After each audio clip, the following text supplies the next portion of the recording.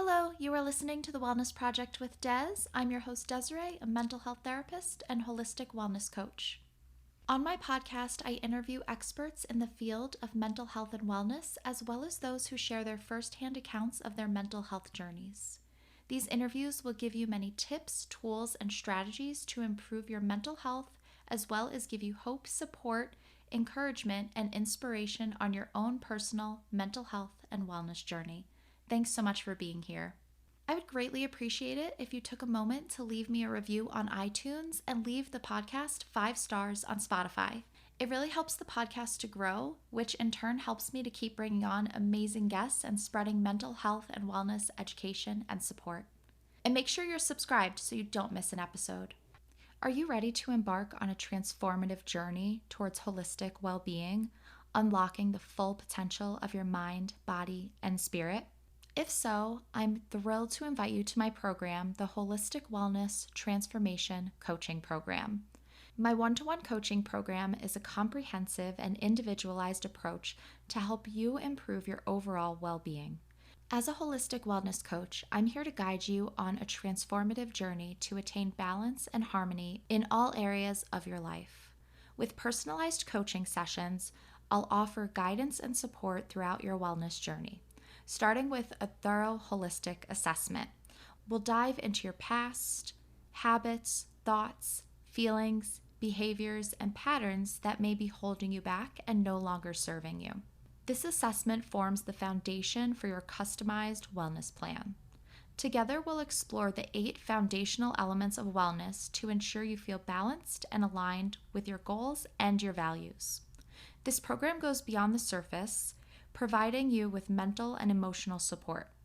I will help you to manage stress, anxiety, and other challenges such as perfectionism and people-pleasing, offering techniques and strategies to enhance your resilience and your skills. The benefits of this program cannot be overstated. I'll be there every step of the way to support you in achieving balance and harmony in your life, manage stress, and improve your emotional well-being. Nurture healthy connections, create lasting, healthy habits, achieve your goals, and gain confidence in your ability to transform your life. Join me on this journey to holistic wellness. You could go to my website to check out my various packages, and you could go to my Calendly link found in the show notes to schedule a free 30-minute consultation call where we will go over the 8 core areas of wellness, as well as your goals and your dream life. Reach out and let's get started on your wellness journey so you can finally live the life you want.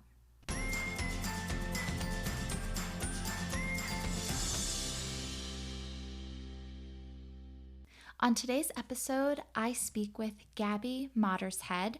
She is a confidence after cancer coach. Now, this conversation is very interesting because Gabby and I speak about something that I actually hadn't thought about before. So I'm so glad that we had this conversation. We speak about the mental health struggles that people have after their cancer treatments end. She talks about all these different expectations from the self, from work, from loved ones, doctors, that you just go back to your life as normal from before your cancer treatments, and that's just not the case.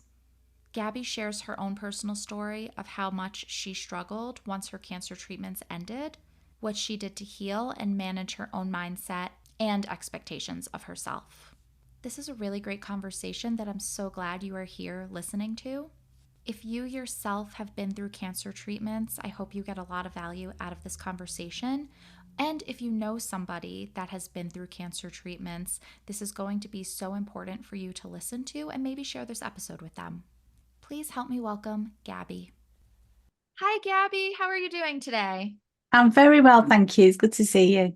You as well. I'm really looking forward to this conversation. So thanks so much for being here today. I would love to get us started by you introducing yourself, who you are, sharing your story with us. Sure. My name is Gabby Mottershead. I'm in Manchester in the north of England. And really my journey kind of started back in 2008, so almost 16 years ago. I was a busy woman, busy manager, had a busy life. Felt okay in myself, didn't really think I had any health problems. And then out of the blue, I was diagnosed with a very rare and aggressive type of breast cancer. And obviously that was a shock. And as a lot of people do, I went through treatments, I went through chemotherapy, then mastectomy, then radiotherapy, and then reconstruction. And all through the treatment, I was very, very impatient to get back to my old life. But I was learning a lot about health as I went along because they told me my type of cancer had a high rate of recurrence. And I was trying to learn everything that I could to keep myself well. And it started really to become apparent to me that maybe the way that I had been living was part of the reason that I'd got sick. And I really didn't want to go back to that way of life again. I didn't want to go back to that being stressed, particularly. I think stress was the biggest thing that I really wanted to change. But also, my whole life priorities had shifted in that the career that I used to love, and I was like, 100% about my career. And I just didn't really care so much about that anymore. I had different values. But also at the end of my treatment, I expected to feel amazing. I expected to feel triumphant that I'd beaten this horrible disease, but I didn't. I was depressed. I was anxious. I was exhausted. And I didn't really know where to turn to. And I felt there was something very, very wrong with me, that I'd been through this treatment. I was supposed to be feeling great now. And I didn't. I was, a shell of a person really at the end of it. And I felt very alone. Oh, wow. That's really interesting because I think there are maybe unrealistic expectations when it comes to ending cancer treatments, that a lot of people are expected to just go back to work, go back to their life as it was before. So it's really interesting that you bring it up. Absolutely. It's not something that we would expect, and it's not something people talk about. No, it's not the same for everyone. Everybody's an individual. We know that. Some people will go back to their old lives, put cancer behind them. And I really I was looking forward to that day where I didn't think about cancer. But that for me, that day has never come. My life has been changed so much by it. I'm not all in a bad way, as time goes on, it does get easier. But I think the medical team, I'm in the UK, we're very lucky. We've got the National Health Service. It's free for us here. We pay our taxes and we've got free medical care. And the care was amazing. The doctors, the nurses, chemotherapy, surgery, everything that I went through, I felt very looked after in a medical sense, but in a holistic way, or thinking about your mental well-being. You're very much left to your own devices. And especially at the end of it, it was very much, well, you finish now, off you go. And it's not even, like in a film you see where somebody finishes cancer now and they ring a bell and everybody dances. Well, it's not quite like that. They just say, okay, off you go. We'll see you in 6 months and we'll just check if anything comes back. And so it's a real emotional roller coaster, and it's very difficult mentally for a lot of people to deal with. Yeah, that sounds incredibly difficult. And a lot of people, just being in the mental health field, I have heard that cancer treatments, the cancer diagnosis, everything that goes along with that journey is very traumatic. So it is a trauma that's not really spoken about in that way, in a traumatic framework. You're absolutely right. And the more people I speak to, that work in the field that I do, which is caring for people after cancer treatment ends, they do talk about PTSD. It is stress that people will deal with, some people for years to come. And that's part of, why I do the work that I do, because some people, and especially I talk a lot to women that want to return to their careers, but they don't want to return in the same way. And if they feel like I did, that work was part of the problem, sometimes the stress comes from the job. Sometimes the stress comes from the way that you react to the job and the expectations you have of yourself. So sometimes you can be your own worst critic, and you can be your own worst enemy as well, of having those unrealistic expectations, of constantly trying to prove yourself. And speak a lot to women who have imposter syndrome, who are not quite sure how they've got this very senior job and this fantastic salary that they've got, because they've got that and they've got that lack of belief in themselves. They work extra hard and they put themselves under a lot of stress. So it's not always the nasty boss or the horrible corporation that they work for. That's not always the case. Sometimes it comes from within, and that beliefs that we have about ourselves. Oh, absolutely. And you did mention that after your cancer treatments, you were kind of struggling with anxiety, depression. Can you speak any more about that? Just how the cancer treatment, the journey, everything that went along with it impacted your mental health, or what you're seeing with the people that you work with? Sure, yeah. And again, the National Health Service, the treatment I had was fantastic. And when I was diagnosed, I was given a breast cancer nurse who did, want to speak to me. She offered me, she signposted me to counselling. There was a centre near me where I could go for reflexology. There was lots of things that were offered to me as a cancer patient when you're going through treatment. But then it is very much where it's over now, off you go. And I felt like I was falling off a cliff. I felt like I was on this big roller coaster of treatment, of being looked after, having a support team around you, having lots of medical checks, going backwards and forwards to the hospital, which is not always pleasant, but you do feel you're getting a lot of attention and you're being looked after. And then that stops. You virtually on your own. And my friends and family who love me very much and supported me really well through that journey. At the end of it, again, they sort of were expecting to step back and for the old me to come back, to bounce back and be the person that I was before. And I think my husband particularly didn't really understand what I was going through, and he couldn't quite understand why I didn't feel good at the end of the treatment. He was like, well, you've beaten cancer, you should be feeling good. And I just wasn't. At the time, I couldn't articulate why. I just knew I wasn't myself. I was scared of everything. I was scared of the cancer coming back. Little things made me anxious that never used to bother me.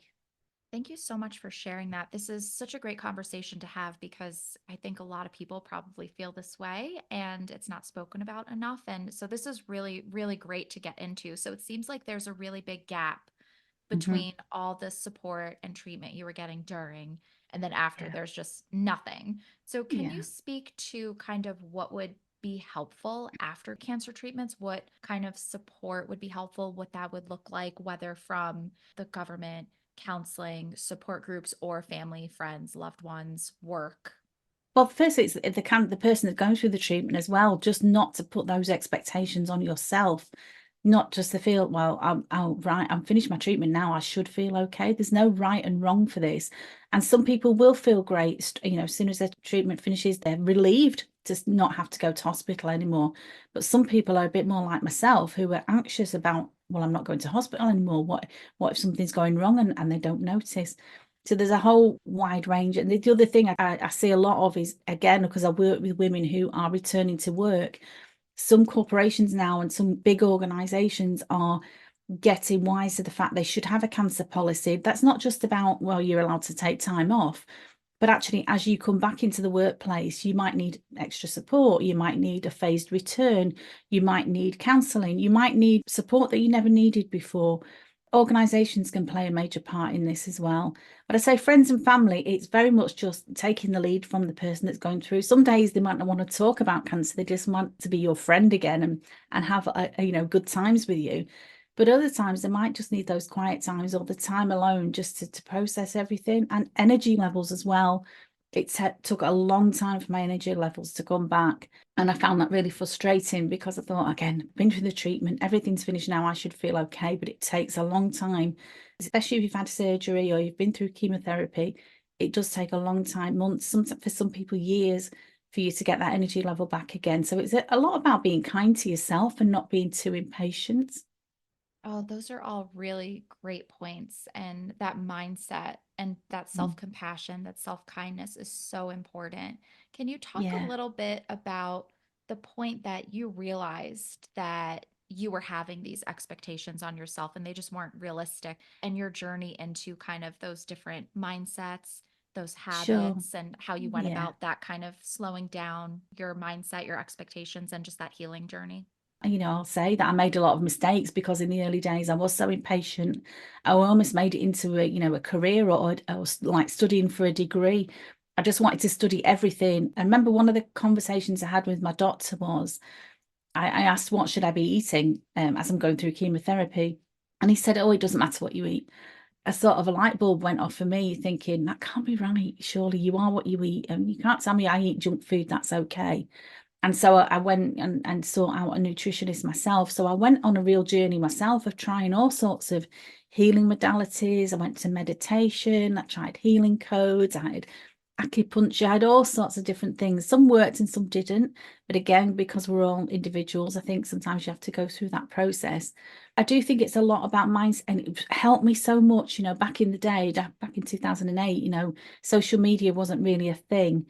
Okay, there was some support groups, but usually you get together with support groups, and some were better than others. Some were just people almost like a pity party, so poor me, and that didn't feel right to me either. I really wanted to move forward, But while acknowledging we've got difficulties and there's challenges to be faced, I really didn't see the point in living life just to complain or to live in fear.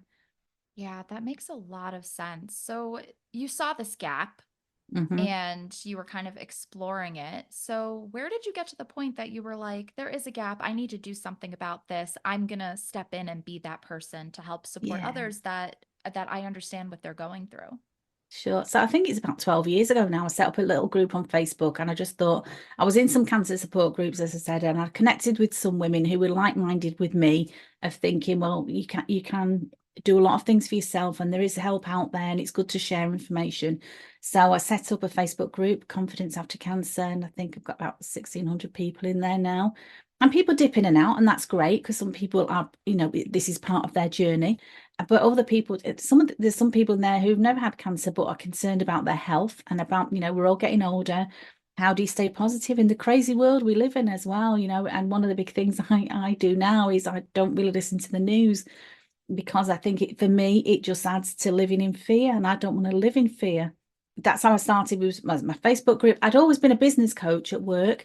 I went to coaches as well, and not did it. I don't think they called themselves coaches. They were more healers, but they did coaching with me. I thought this, that I got so much out of this. So I've trained to be a coach. Did a lot of, stuff for free, volunteering with different organizations, but then realizing definitely there's a gap in the market for some people. Like I say, we're all different. We've all got our individual journeys. And some people will work with me for a few weeks and feel great. Other people, it might be a matter of months. There's no right and wrong of this. It's very much tailored to the individual and what they need at that time. Oh, great. And so I know it is very individual, but do you have Mm. any kind of specific tips or things that you work on with clients or people in the group? Any kind of recommendations you have for people for after their cancer treatments? One thing I would say I see a lot of, and again, I'm not saying this is 100% of everybody, but I see a lot of people who struggle with people pleasing, and particularly women.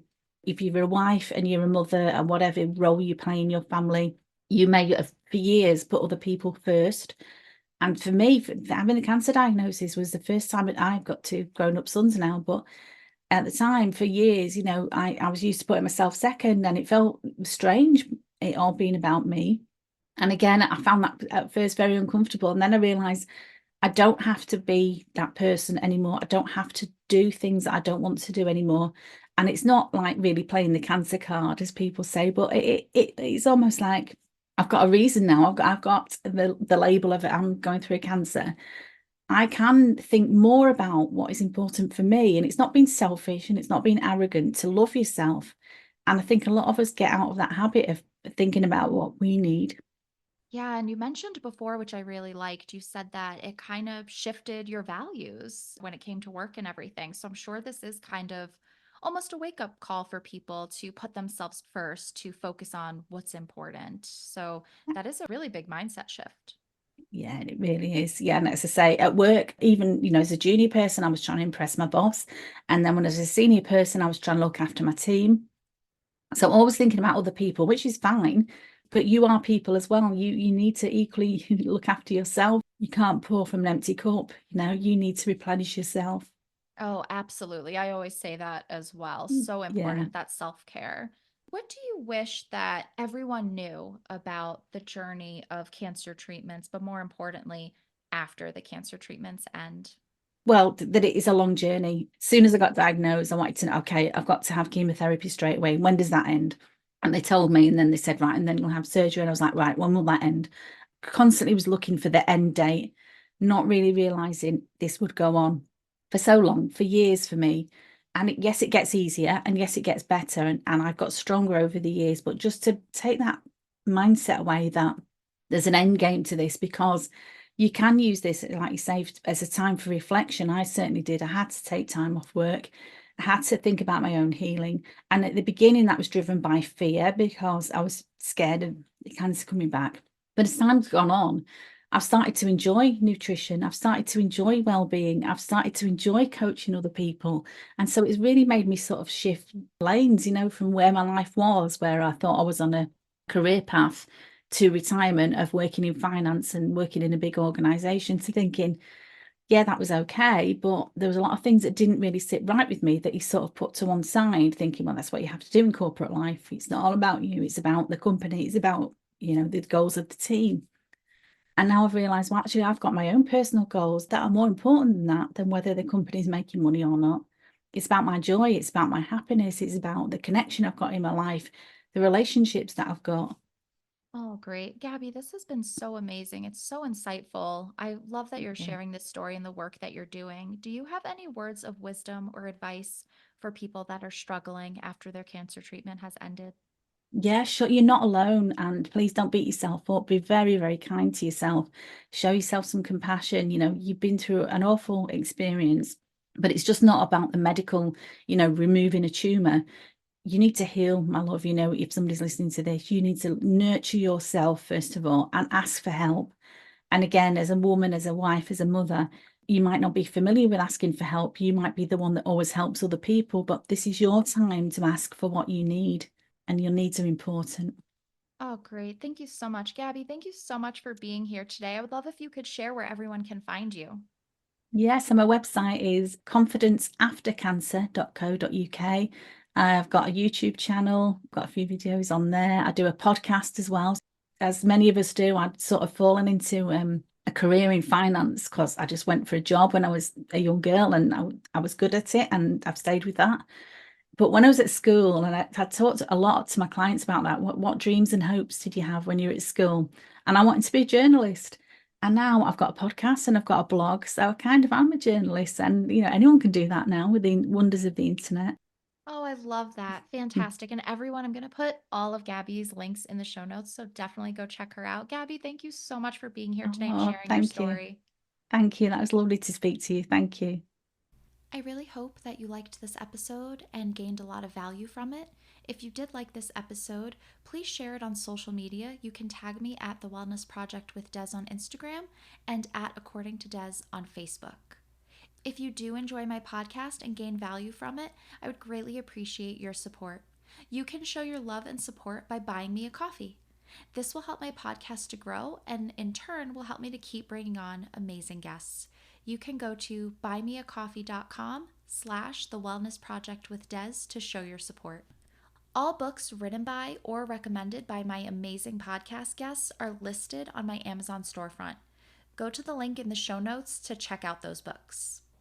I would love to extend an invite to you to become a part of my community. You can do this through Facebook, where we will be discussing this episode. I would love for you to share your insights, any aha moments, any thoughts or ideas you would like to contribute. You can contribute in the discussion taking place in my Facebook group, and it's a great place to connect with me because I am in there every day with mental health and wellness content, discussions, reflections, journal prompts. It's a fun and supportive place to be. You can find the group at facebook.com/groups/according to Des, and that link will also be in the show notes. You can also check out more of what I'm doing on my website, accordingtodes.com. You'll find a lot of wellness blogs, written interviews, detailed podcast show notes, and my shop, where you will be able to find workshops, my self-care course, digital downloads, ebooks. There's a lot going on my website, so make sure you check that out at accordingtodes.com. And while you're there, join my email list to stay in the know about what I have going on and available for you.